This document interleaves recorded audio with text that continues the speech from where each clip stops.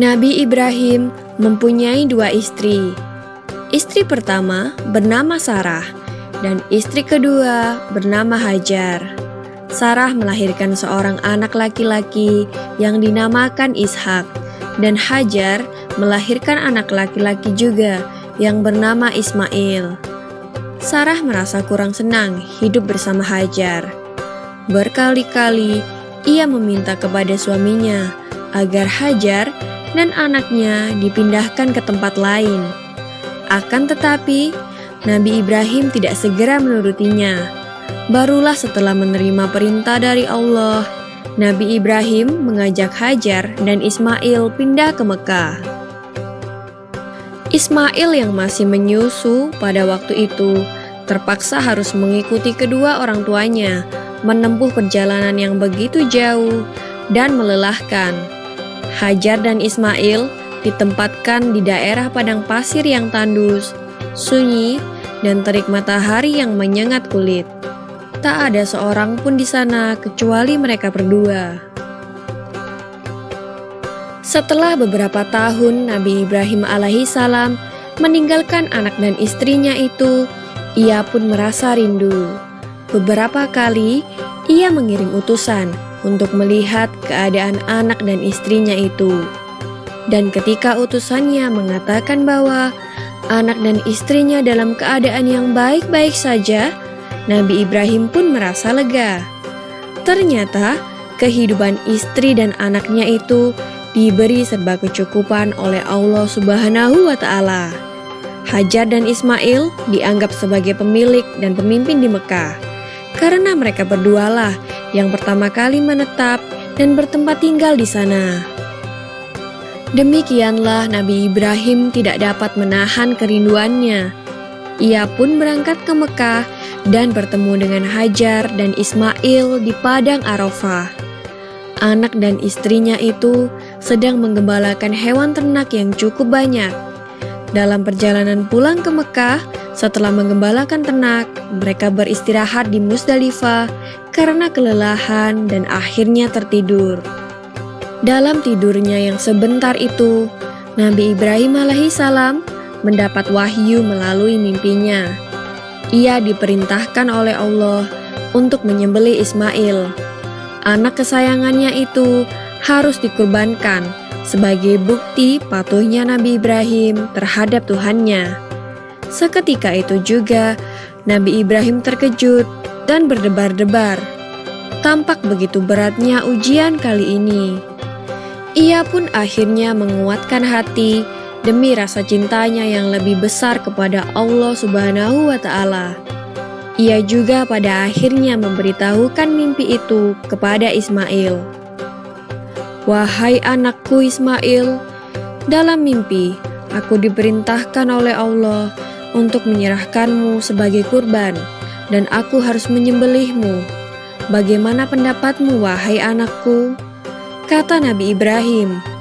Ismail pun menjawab, "Wahai ayah, sekiranya itu perintah Allah, maka laksanakanlah apa yang telah diperintahkannya kepadamu.